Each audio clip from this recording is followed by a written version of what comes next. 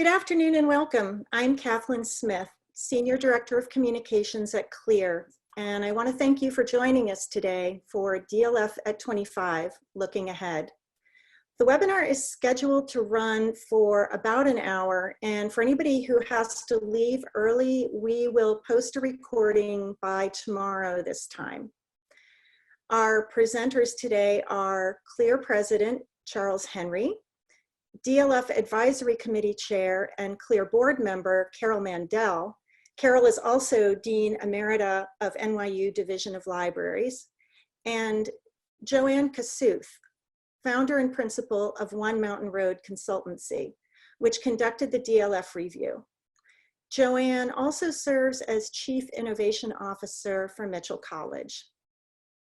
We also have staff members Joy Banks, Aaliyah Reich, Gail Schechter, and Jody Reeves-Ayer assisting with technical issues and keeping the questions organized.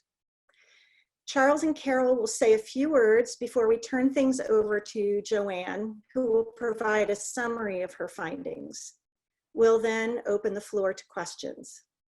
We invite you to submit your questions at any time through the Q&A box at the bottom of your screen. Just click on the button and a window will pop up where you can type your question. I also want to draw your attention to the chat box. We've included links there to a community notes document and to the CLIR DLF YouTube site where this recording will be posted by tomorrow afternoon. You can also use the chat box to ask questions relating to technology or logistical issues, but we ask that you put any questions for panelists in the Q&A box. With no further delay, it is my pleasure to turn the floor over to Charles Henry. Hello, everyone. Thank you again for all of you for registering and logging in to the webinar this afternoon. I should say personally that it has been and continues to be such a great privilege to work with you and the DLF community. DLF came back into CLIR a little less than 10 years ago, and it's been just invigorating to watch how you all build communities, foster partnerships, build alliances and new affiliations. Every year there's another affiliate that comes into the fold, always working diligently for the public good. And I can say honestly that that's been inspirational, and CLIR is extremely proud to be the host organization for DLF. The focus today, as you know, is the DLF review, the report that was posted a few weeks ago. And just a couple of elements of that report, I think, to mention this afternoon. In the report, there was a very clear consensus that DLF and CLIR needed to work more closely together. And over the years, because DLF had migrated away from CLIR and then had come back, there were some disjointed programmatic elements that we needed to work out, and we have been working on them for several years. But it was through this report that the interest and engagement of the DLF community with CLIR and CLIR's further engagement with DLF was considered a priority. So we've acted upon that, and CLIR has underwent a complete reorganization starting last year and now into this year. And I think it's been a very successful organization. All the staff have been involved with this. It's not been a top-down effort. It's been bottom-up and across the board. And I think we're all very pleased with what has come out of this. In the new organizational chart, DLF is now part of a unit that we call Knowledge Systems and Cultural Networks. It's part of a larger informatics division. And I think this is where it seems to me that DLF is a very fine fit here. Within this unit are major digital library projects like the Digital Library of the Middle East and the new global effort we're calling Pangea. This is where they reside, and having DLF involved with those projects and with that group, it seems to me is a very logical and intuitive kind of alignment. Part of the reorganization too is that DLF and the DLF staff now have much easier access to other organizations and programs within CLIR. And one example would be the Engagement, Outreach, and Communication Division. And that is several professional employees working on communication, working on engagement. And as DLF moves into its second 25 years, we have a 25th anniversary to celebrate, that kind of correspondence seems also intuitive and welcome. The last point I want to make is to state the obvious, that we are in a time of crisis. I think it's unlike anything that most of us have ever experienced. We're facing considerable loss, and that loss includes jobs and the expertise of those job holders.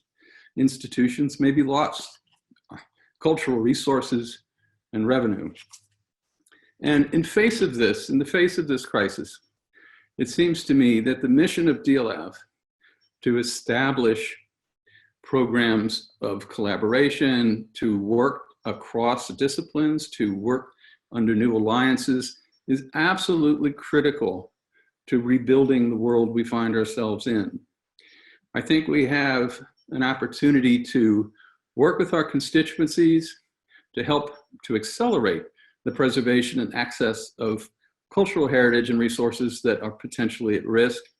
I think we have an opportunity and an obligation to work with our funders to keep our colleagues sustained as much as possible and to employ their expertise in the mission of DLF and CLIR. In the end, I think it falls to us to work together to rebuild out of this extraordinarily disrupted world into a more lasting place. And I think we can do it. And if it takes the next 25 years, we will do it. So I'd like to turn the mic over to Carol Mandel. As Kathleen mentioned, Carol is a member of the board of directors at CLIR and also the chair of the DLF Advisory Committee. Thanks, Chuck. When Chuck and the CLIR board asked me to serve as chair of the advisory committee, I was really quite delighted to renew my very long, I'd forgotten how long, I recently looked it up, history with DLF, especially at a time of such growth, development, and potential for DLF. So my engagement with DLF goes back to its absolute very beginning in 1995. And actually it was one of the most thrilling things I got to do in my professional career. I was on the original planning task force when we were shaping DLF's mission and activity. We were, for the few of you who can remember back that far, actually trying to imagine what we meant by digital library in a larger sense. And we knew that those words, digital and library, were important, but we also knew a key word was federation. And we meant federation in the sense of the distributed, shared technology we were trying to imagine and create. We meant it certainly in the institutional collaboration we were trying to build. And we certainly meant it in terms of although we couldn't imagine how it would come out, of the integration into professional roles, that there wasn't just one thing as a digital librarian or what that meant. So then I found myself in less than a decade later, serving on the DLF board, including as its chair, at a time when DLF was experimenting with being an independent organization. And at that time, it was a good experiment. We learned a lot. We worked very hard, but we really recognized that a key aspect of the strength of DLF lay in being part of CLIR with that broader goal and organization. And so then I was also pleased to help lead the transition of DLF back into CLIR. And part of the reason for that transition back was the realization that we were not building a kind of single, albeit federated, but a single entity, that our actual goal, and this wasn't so obvious, when we started, that our actual goal was really fostering the development in the capacity of the field and what it could do and what the capacity of digital libraries would be. And we were fostering that development for professionals, for institutions, for every potential user of a digital library.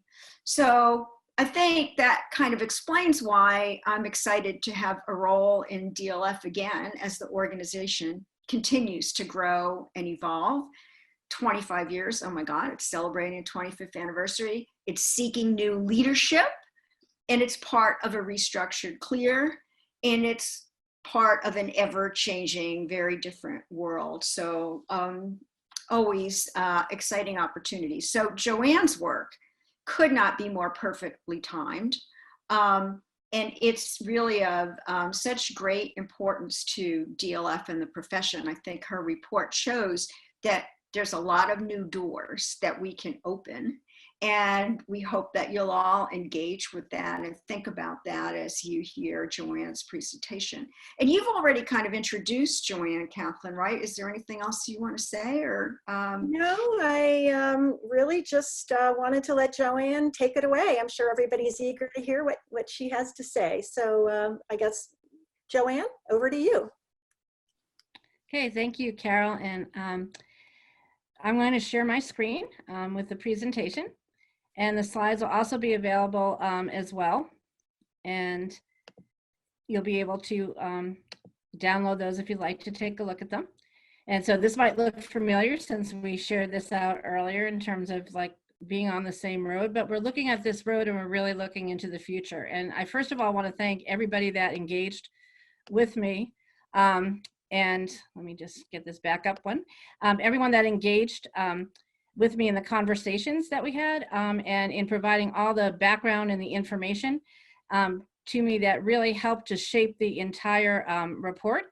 And that was just one of the most amazing things that I encountered, is being able to share with everyone the ability to take notes and be able to then report back out on all the information that was provided. So we should be ready to go here in 1 second. Okay. And we will share the screen out again here. So we're talking about DLF at 25 years and looking into the next 25. Amazing part about DLF is the support it receives from over 190 institutional members. And that support is very important in terms of everything from the working groups and the grassroots that bring up the topics for conversation, to all the participation in the forum, and to all the different affiliate organizations that are aligned with DLF and with CLIR. The forum itself has over hundreds of participants every year. And that is something that is looked forward to very much. That was one of the highlights when I talked to the various individuals. And those highlights were about finding people that they could really talk to, that they could engage with, that were at the same level in their profession, and their ability to then form their networks and professional associations. There are a number of working groups that are open also to non-members of DLF, which really provides diversity and inclusion in a very different way from a lot of other organizations. And that was remarked upon very much by the individuals and the groups that I had conversations with. And the affiliate organizations are amazingly committed to working with DLF and with CLIR in ways that other affiliations might be in name only. These are all very participatory, which speaks to really DLF at 25 being a very vibrant and growth-oriented organization. You might have guessed by now that my method was qualitative in terms of having lots of conversations, and starting with the chair of the advisory committee, with people on the advisory committee, with various staff in CLIR and with DLF, and with various leadership of the working groups. In addition to that, there was an open call to the community in a variety of formats. So at the forum, I actually led a session on an unconference, and I also did some office hours and opened up my phone and my scheduling to people at any time to have a conversation, be it by chat or be it on the phone. about what they saw for the future of DLF and what they really appreciated about DLF. Primarily, I asked people, so what's really working with DLF for you? Why do you come to the forum? How do you really take advantage of all the aspects of the relationship with DLF and CLIR? What do you think could be improved upon? What would you like to see more of? What would you like to see less of? And what are some future goals? Like, where would you like to see your working group in 3 to 5 years? What do you want to be able to say was accomplished? Where do you see the organization in that same time period? And there are a lot of different ideas, as you might imagine, a lot of different representations of the future, and a lot of appreciation for services that were already there. It might be interesting to know that a lot of people started the conversation with, well, here's what I don't want you to ever touch or change. And then they would say, but you can change all those other things. So that proved to be just a little bit challenging in terms of trying to develop all the themes. And as you might imagine, at the conclusion of all this data collection and all this input, I had hundreds of pages of notes on which to try to look and develop themes and to look across and be able to come out with some recommendations for the organization. So my findings are basically in 3 categories: the community perception of DLF, how and where increased collaboration with DLF and other CLIR programs and initiatives is desirable, and Chuck and Carol both spoke a little bit to that already, and how the program can evolve to best meet the current and future needs. So in terms of the community perceptions, it's very inclusive, and everybody really appreciates the inclusiveness, and it's something that people do not want to lose at any point in the future. It's the engagement, especially of young members of the profession. I heard from a lot of first-time attendees at the forum about how it's the only place that they would want to go because they could meet people that really understood where they were coming from and their positions, and to help them develop those contacts and those affiliations with basically what one might call their kind of peers. The commitment to various values was really important. The code of conduct came up a lot of the time as well as something as an exemplar in the space, but also the public good, social justice, research, learning, and the administrative support that CLIR provides in terms of listservs and space. And basically when working groups in DLF would need something, they would call up to CLIR and DLF and have a conversation, and most times be able to move forward in the way they wanted with the tools they wanted, and something that was not top down. And so another theme that came across a lot was that they really appreciated the grassroots initiatives and the fact that the organization was not dictating, quote unquote, from the top down. Lots of opportunities to connect.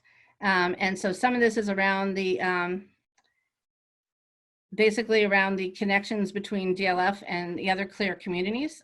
You may all be familiar with the postdocs and the CLIR fellows, the Leading Change Institute, among others, and I'm sure I'm leaving some out, but basically there's just a lot of people, the CLIR CIOs, that have been affiliated with both CLIR and DLF, but in some cases there was not a clear understanding by folks that were engaged with DLF about CLIR, and some challenges the other way around as well. So the increased communication and connection, I think, is important.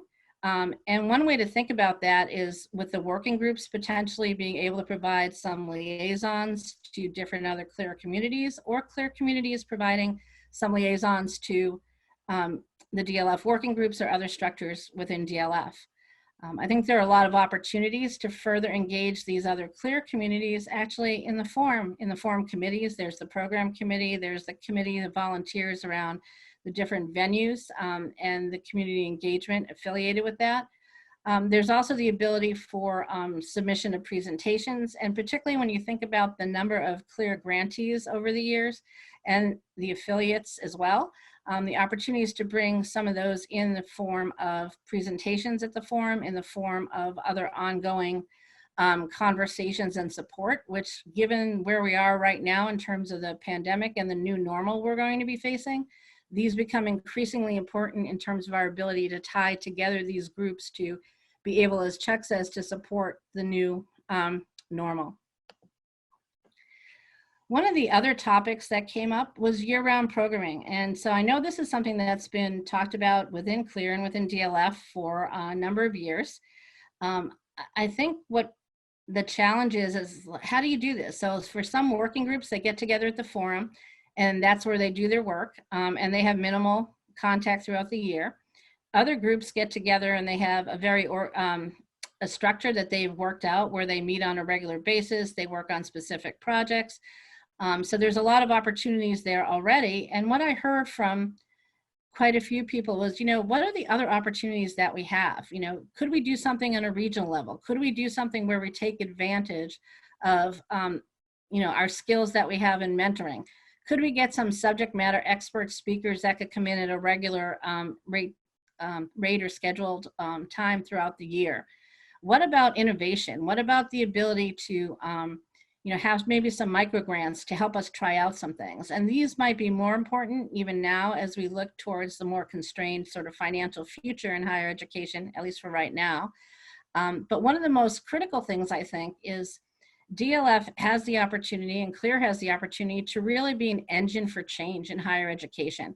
And one of the challenges around change is most of us don't do a particularly great job of documenting, sharing, storytelling, and really coming up with scalable or replicable models. I think there's a real opportunity here in programming that really brings together all that grassroots knowledge and energy and ability of the DLF participants, as well as from CLIR, to be able to start to really create this change, if you will, shared learning or repository that's going to be critical as higher education as a whole right now is forced into a much more rapid change scenario than they might have thought possible. And we're all learning. And one of the challenges oftentimes is that learning tends to fade away. And as much as I know from a library perspective, being able to archive and being able to go back and have this history is going to be ultimately critical, I think there's a lot of opportunity in that space, particularly now. There's also opportunities to be engaged in bigger level CLIR projects. One comment from someone that I talked to was, I love in the working group, I love having the toolkits that I can take back to my institution and instantaneously, be able to make an impact at my campus at that level. But I'd really, really, really like the chance to participate in some of the larger projects that I hear are going on. Things like the Digital Library of the Middle East that Chuck mentioned, Pangea, the HBCU Alliance, and just overall knowledge networks, not just within CLIR, but across the landscape of digital transformation. And so I think that for some of the participants in DLF, they want to stay within their working groups, and that's fine. For others, they want other opportunity. And I think, as Carol stated earlier, this is all about being able to continue to support DLF, but also to open other doors, particularly at this critical time. So some of the recommendations in terms of the program evolution are to think about how to use the program more so to partner on collaborative grants and projects across those different CLIR communities, as well as other communities, as has historically been DLF, that have not necessarily been members of the DLF. Another is the programming and support around technology modernization. So technology modernization and the real opportunities here to think about things differently. I think one of Chuck's topics has always been coherence and how to pull things together in a way that makes sense, that we can share. And I think that the technology modernization is an important piece of digitization and the transformation moving forward, so that being able to develop programming that is really affiliated with the DLF and DLF's historic support and start of a lot of the initiatives in the space is a normal outgrowth of that. Affiliates and partnerships are important, and I think they'll continue to be important, and obviously have to mesh in terms of mission and have to mesh in terms of the ability to benefit the various members. So looking at those with a critical eye and developing and engaging at even deeper levels is one of the recommendations. The continued sort of creation, maintenance, and hosting of toolkits and other resources. These shared resources are critically important, and it would be a great opportunity to be able to knit together some of these resources, again, in a coherent whole that then potentially could get funded for further development. There are also ways to then start to begin to create like the next generation, and a lot of the working groups are already participating in those types of activities. And those toolkits in particular were mentioned by a lot of the folks that I spoke with as really benefiting their institutions and their organizations when they went back to them. One other area that we looked at, and Chuck already alluded to, was the organization of CLIR and DLF. And the really important part of the search for a new senior program officer and situating that person within CLIR so they have access to all the vital resources collegially with the CLIR organization, but also the opportunity to bring in new leadership, new ideas, and new vision as part of CLIR's overall mission, and the importance that DLF plays in that mission, as we've talked about in terms of both the grassroots initiatives, in terms of the ability to work on the modernization of the technology, and also in terms of how to support the professionals as we move forward in these challenging times.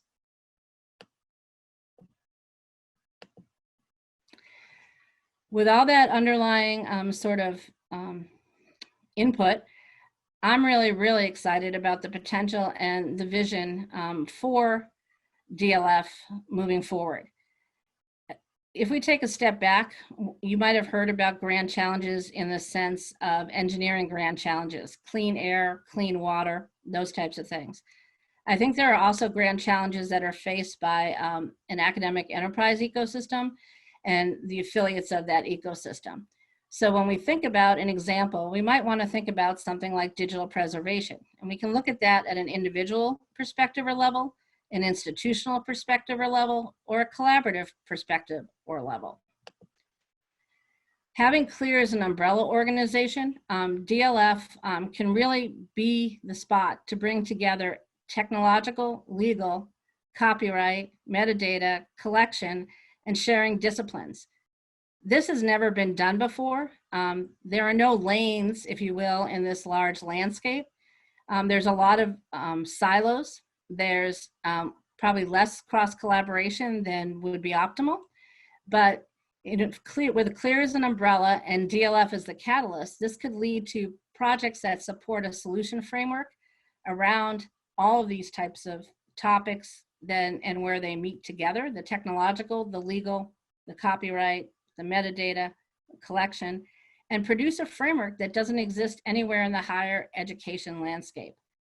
And that would be so beneficial to everyone, not just in the higher ed landscape, but when you think about all the affiliates as well in terms of museums, in terms of other organizations, in terms of digital libraries and other participants that we have in DLF and in CLIR.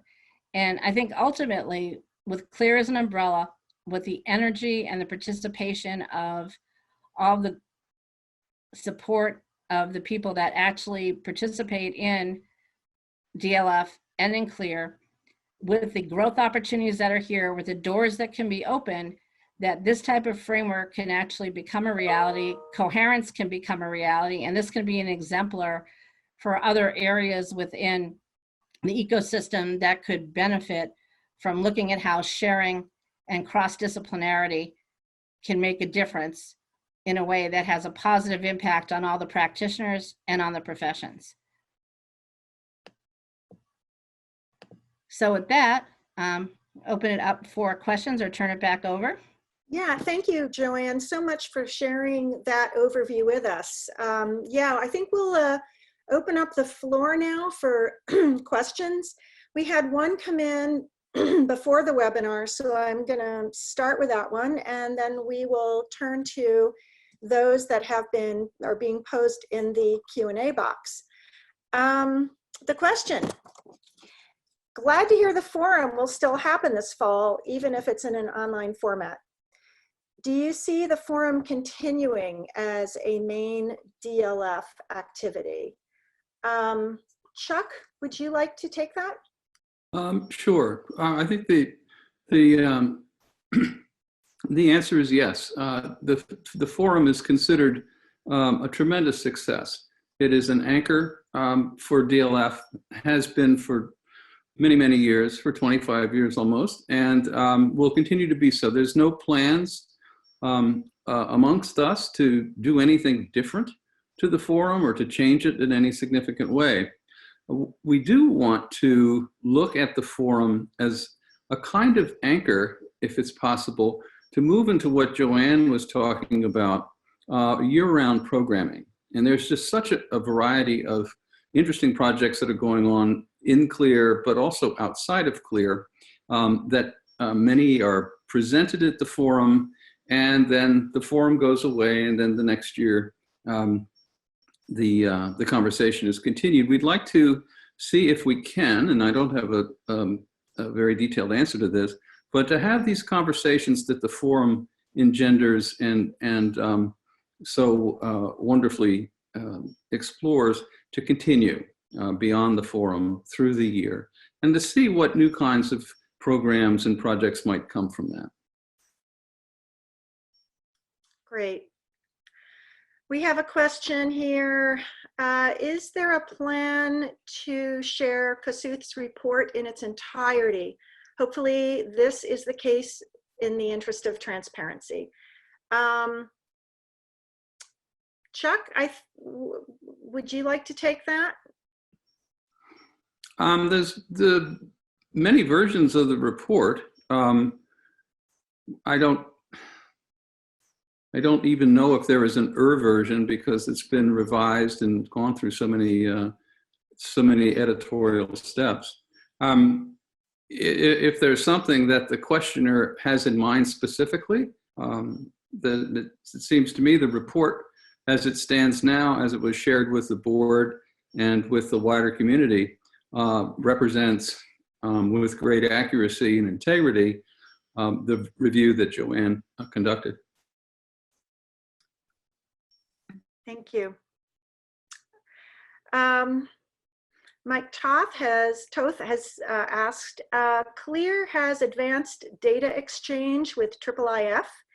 Any recommendations for advancing this and other frameworks and guidelines by DLF and CLIR as standards for digital preservation and sharing? Chuck? That one was that probably would be best answered by you as well. Well, it best answered in a kind of, maybe in a higher level way, that these affiliates like IIIF and others have been doing extraordinarily good work. IIIF is an example of a project that has grown worldwide, is one of those projects that can be considered as indispensable at this point.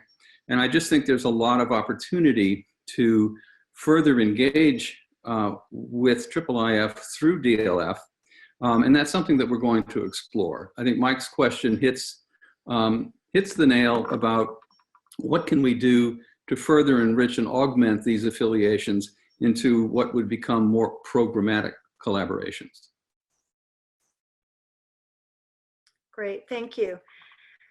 There's a question here that actually I'd love to put to Carol, given her history with the DLF. The question is, I'm hearing a lot about amplifying DLF and its activities. The idea of DLF, umbrella of expertise. I'm really beginning to wonder if we should be segmented as digital libraries. All libraries are pretty much digital libraries in some sense. Should we focus on integrating into existing structures or continue building our parallel infrastructure? I love that question, not because I love to attempt to answer it, but because it's a question that's just at the heart of our profession and the heart of what we're doing all the time.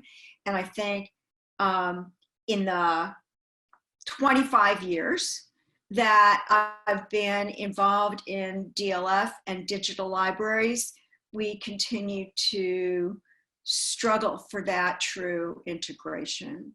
And I don't think we can just integrate it by changing the name of DLF and making that, quote, parallel structure disappear. But the goal, of course, is that it's not parallel, but intertwined, like, I don't know, DNA or something, but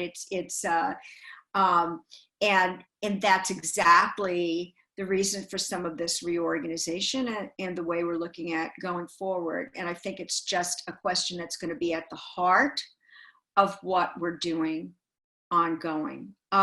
Because I think too many libraries probably will, insult some people this way, but too many libraries just sort of say, well, we've got our digital librarian for this or our digital librarian for that, done.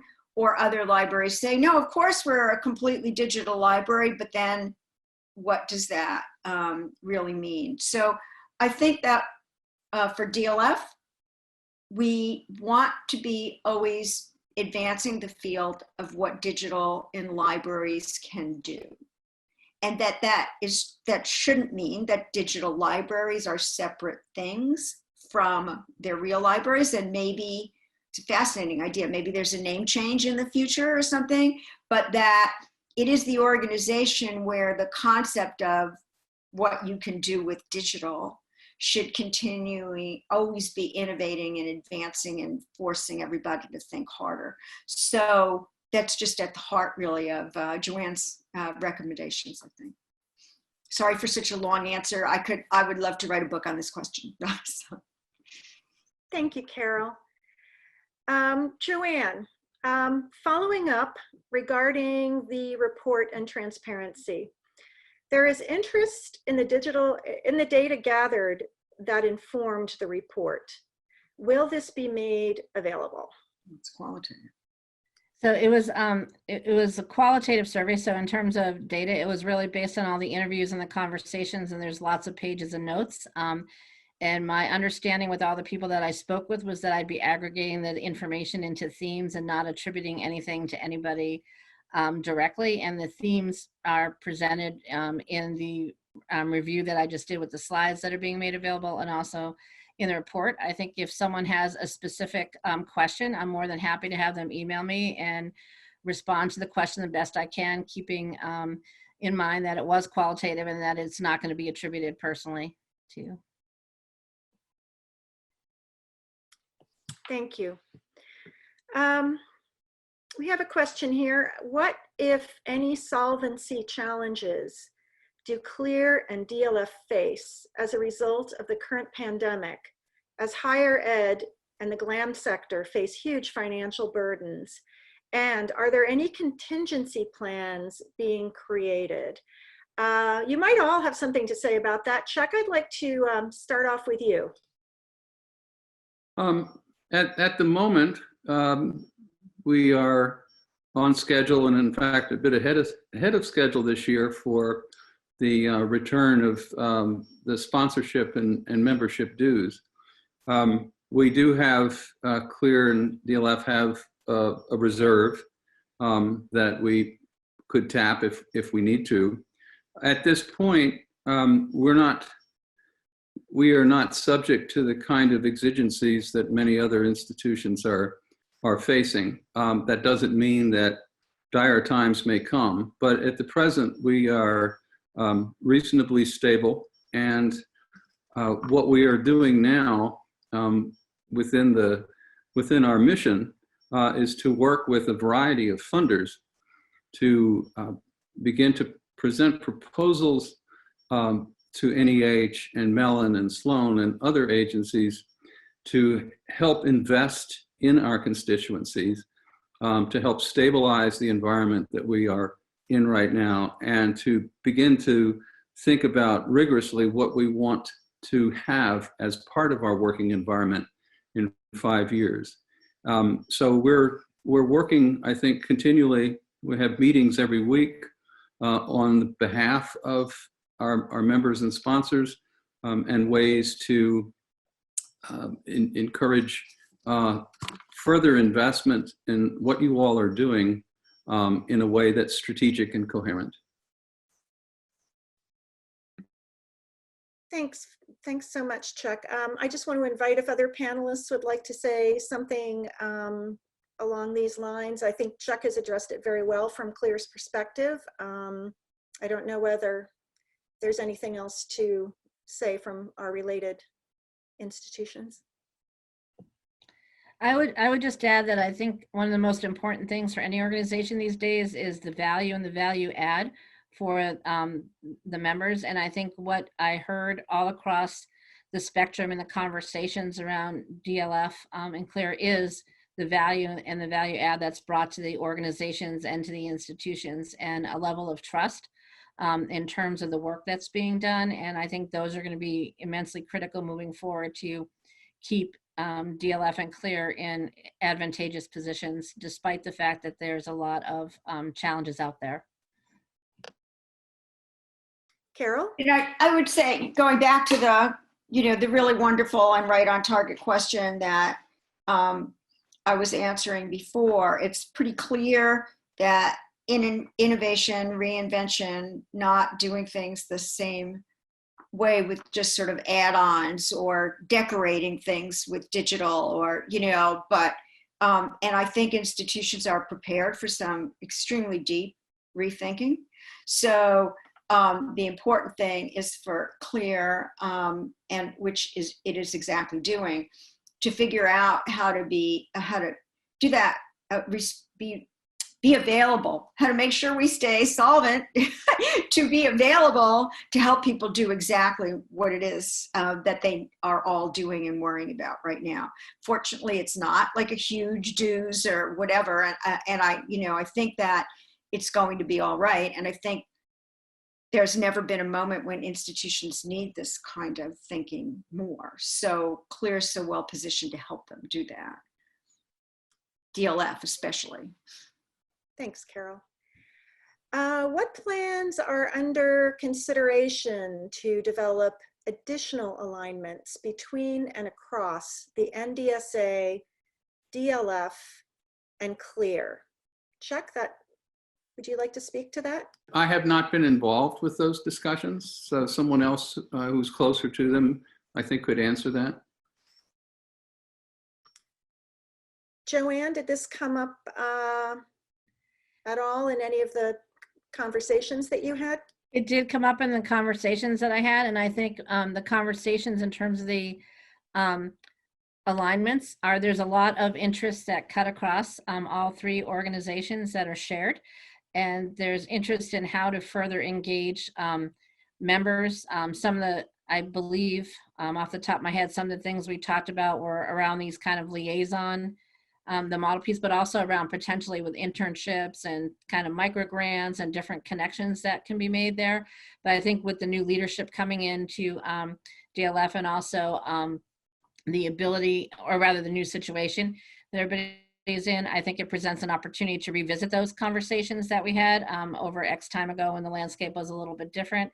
But I think that essentially, as Fenella just put in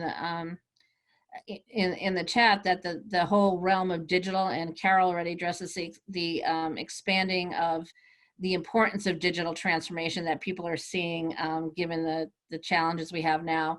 And I think it'll be an important piece of the puzzle moving forward to really work these relationships at the deepest level possible, engaging not just around data, but data and people, and around the innovation that all the groups can bring, or all the affiliates can bring together. So I think it's important to revisit those conversations, because they frankly were about a year ago. So things have changed a little bit since then. Great. This is a question that probably could be answered by any of the panelists. I'm not sure if one of you are more suited to answer this or not. The DLF Forum is great, but it's one of the most expensive conferences I've attended, if not the most expensive. This seems to put it out of reach of many potential participants. I know there are the fellowship and scholarship programs, but has there been any thought to changes that could decrease the cost for attending the forum, particularly in a world of tighter budgets? Does anybody want to venture forth on that? Chuck? I'll just briefly, this is always a concern And we have raised money for fellowships and internships and other kinds of travel for DLF members who are either disadvantaged or don't have the financial backing of some of the other institutions. I think that this is a profoundly important question to raise now as we are watching higher education and the cultural institutions almost invariably contract and deal with their own, in some cases, much depleted resources. So this is definitely a topic that we will be undertaking. And I also want to add that something that I should have mentioned a bit earlier. A lot of these questions will be presented to the next senior program officer at DLF. And these are issues that the next leader will need to address and work with us to try to resolve. And I can say that to date, the response to the job posting has been extremely positive. We have many applications, most of which are extremely well qualified.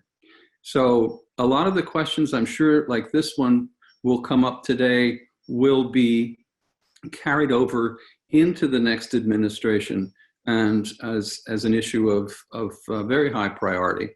And we will, of course, keep everyone informed about those discussions as they evolve.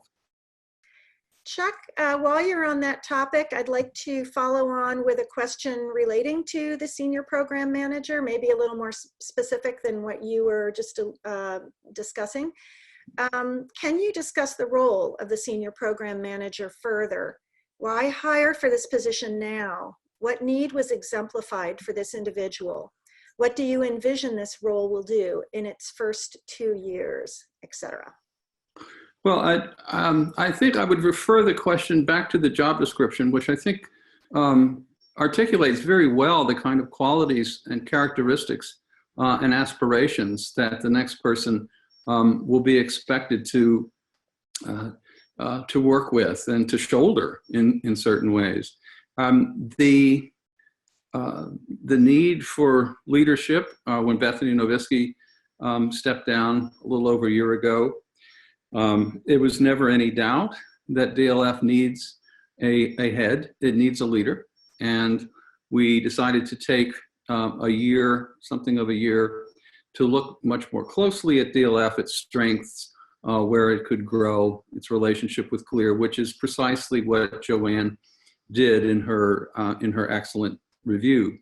So over the last 12 to 16 months, we've been setting up and gathering information that will help inform our choice of the next senior program officer, and hopefully will inform the new leader's understanding of DLF, which I think will be very sharp and detailed, and then beginning to work together to set priorities and to see where we might go.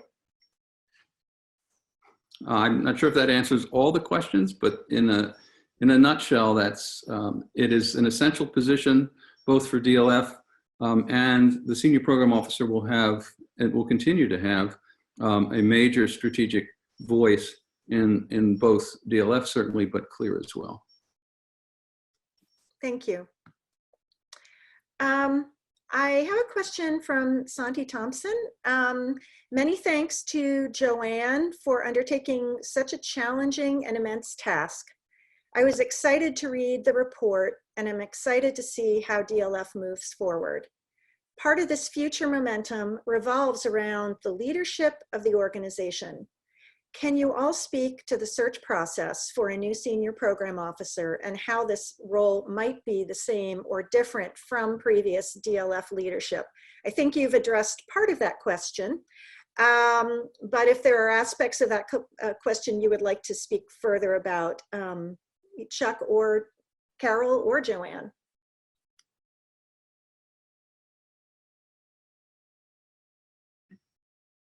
I think the job description as posted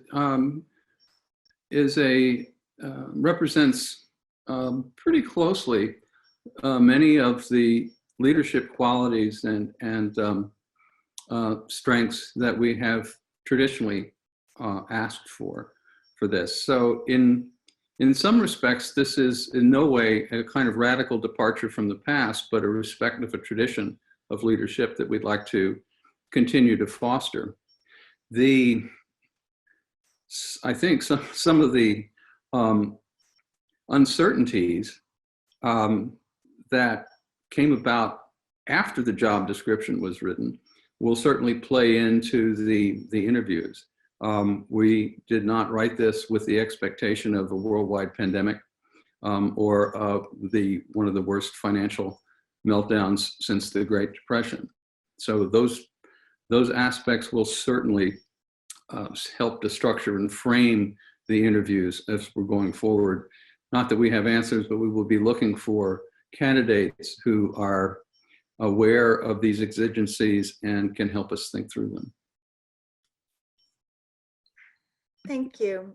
We have a couple of questions relating to collaborations with other organizations and data sharing. So I'll read the first one and probably Chuck, this would be for you. Historically, Jody DeRitter asks, historically, DLF focused on the content from special collections and archives, yet has not had a visible connection with the Society of American Archivists. Now I'm wondering whether there should be more coordination, not only with them, but with open repositories, data repositories, research information management efforts, persistent identifier efforts, PI DPLUSA comes to mind, and more. The definition of digital libraries is far broader now, and it seems coordination and collaboration could be very helpful. That's a topic near and dear. I just want to jump in and say, why don't we just put that on the cover page of Joanne's report? I mean, it's more of a comment than a question, and it's so on target, and it's exactly, exemplifies where we are and what we need to be doing. And I just want to thank Jody for that. It's completely on target, and really, it should just go on the cover page, and anyone has more comments exactly like that, send them on in, and the new senior program officer will get right on it. Oh, I agree completely. It's a wonderful comment, and the direct answer is yes to all of this for continued collaboration, and I would stress more programmatic collaboration, looking at what these organizations are doing, what they're building, and how we can support their mission. And I think that offers a tremendous array of opportunities for DLF going forward. And just a very brief note, the idea of a digital library has morphed so significantly over the last 25 years and will continue to transform, I'm sure, year by year almost. A brief example, we've often focused on professional organizations and other kinds of governing bodies to work with. There's so much that's going on out there that doesn't quite fit anywhere. And one of my favorite examples is the work Mike Toth sent him a question in earlier, what Mike and some others are doing with humanists collaborating with quantum mechanics experts and physicists using linear accelerators to create a means to read medieval palimpsests. So manuscripts that have something that you read on the cover actually covering over original and extremely rare material, but you can't see them and you can't scrape it off without damaging it. So what the physicists are doing with the humanists and the medievalists are creating gas-related spectra that allow you to see beneath the first, to see the original. That has tremendous value for our cultural heritage, and it cannot be accomplished without professionals from maybe 6 different disciplines, all the way from Syriologists to linguists to medievalists to physicists, And they are all working together to create and to discover invaluable aspects of our heritage. That's the kind of, that goes beyond professional organizations. It's in the cracks, kind of, but it's extremely cool. And I think that's another area that DLF can explore as part of its remit. Thank you, Chuck. I have a feeling that this next question, actually, you may have just answered most of it, but I'm going to read it in case there are some points that you would like to make in response to this question. Given DLF's focus on a variety of community perspectives, how might DLF be looking to better coordinate globally with EBLIDA, LIDA, and the various national digital libraries and other cultural heritage institutions? More pointedly, how can DLF help promote coherence for collaborative strategy, as well as more shared practices and standards, the strengths of traditional libraries that are now questioned by CIOs and CTOs?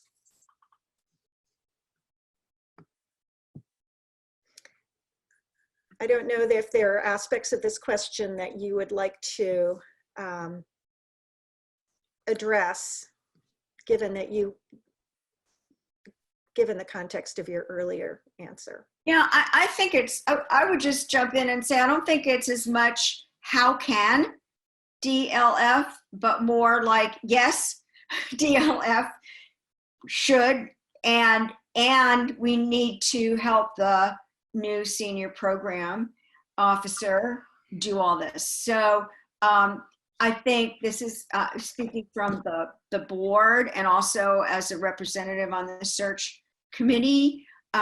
Basically, these fabulous comments are setting out the agenda that we need to be looking at in a very good way. They're building right on the report, and they're zeroing right in on it's not how can we be doing this, but will you please do this? And the answer is yes. And we're not sure how till, of course, there's someone on board and in charge, but these are exactly the things. So thank you again for that comment as well. Great. We are almost up on the hour, but we still have several more questions, which is wonderful. Thank you for sending your questions in. And our panelists have agreed to stay an extra 15 minutes so that we can address more of those questions. We will need to cut off at 4:15, but we will capture any questions that are not answered, and we will provide answers for them in the shared notes document within a day or so. The questions that I see coming in here, a couple of them will relate to the role of the new director or the new senior program officer, but I want to ask one of Joanne. Actually, there is somebody who had submitted something that's maybe a little more along the lines of what we were just talking about. Joanne, the question is, I think there are great opportunities in the digital realm for expanding capabilities through CLIR, DLF, and extensive data sharing. Will DLF now be integrating other CLIR programs with DLF groups and interests? So obviously it depends on the new person that comes in to lead the organization, but I think the answer is similar to what Carol said, is there's a huge opportunity there to be able to share this information and to cross the disciplines and to bring all that knowledge together. And in order for us to really be able to, I think, find solutions to all the many challenges that have now been added to our plates, all the participation from the grassroots on up and the information that they're collecting and the projects they're working on, there would be a real benefit to everyone to have that information integrated with other types of surveys, other types of grant reports, other types of information that's collected. So the problems that we're seeing, the grand challenges that we all face right now are unique, and it's going to take a unique set of skills and expertise and information to be able to help solve those. And I think that to your point, DLF and CLIR are uniquely positioned to be able to bring those different lenses and perspectives together and under the coherence or under interdisciplinarity, share that information. Thank you. we have two fairly closely related questions, and I think that I would like to read them both. And then I would like to invite any of the panelists to respond to this question. I'm going to read two together, so it will be a little long.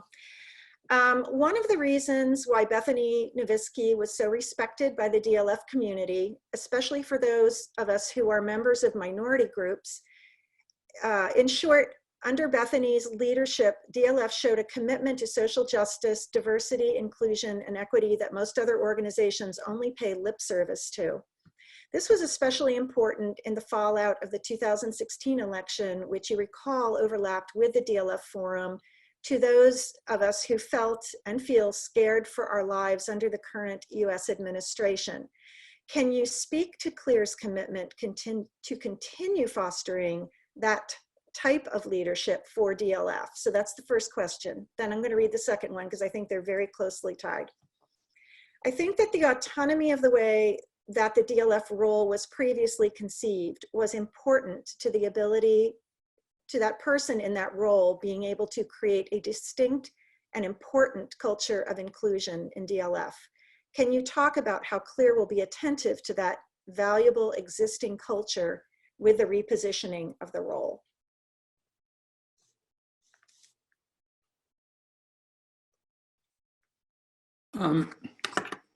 That inclusivity and working with and giving voice to often marginalized communities is something that we are definitely continuing and will continue to strengthen. The Authenticity Project in DLF will continue. There is a new alliance with CLIR and DLF with the HBCU Library Alliance. We've been meeting now for about a year, and we're about to submit a major proposal to the Mellon Foundation, which has in fact asked for the proposal. This proposal puts forth a multi-year program to work with about 30 to 40 of usually the smaller HBCUs, all of which have extremely valuable resources that are often hidden or almost impossible to find. So this project will do several things. One, it will create an inventory. It will explore with the librarians and others, faculty at these institutions, to discover what those resources are and to assess the value of these resources to scholarship and teaching. We have no doubt whatsoever that they will be found to be invaluable and of exquisite integrity to teaching and learning. A second phase would be to catalog this information and make it public, as with the registry, and then ultimately to digitize it as a public good. So that's a multi-year project. We're working with the Alliance under the framework of the 1619 series that the New York Times inaugurated and which won last week a Pulitzer Prize, that we're doing this because we feel with our colleagues that this is an invaluable aspect of American history and will give us a much better sense and understanding of our narrative as a country.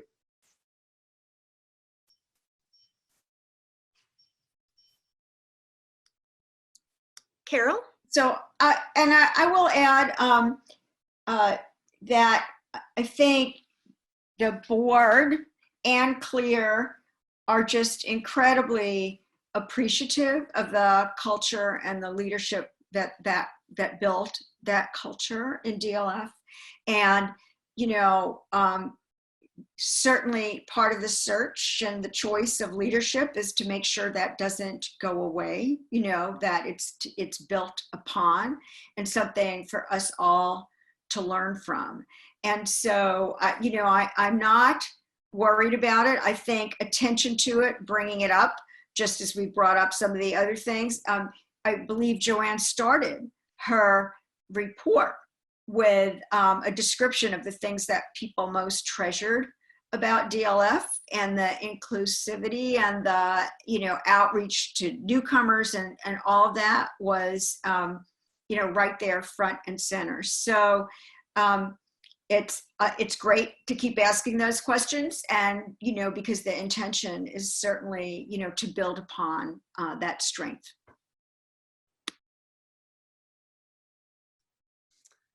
Thank you so much. It looks like we are at the end of our questions for the webinar.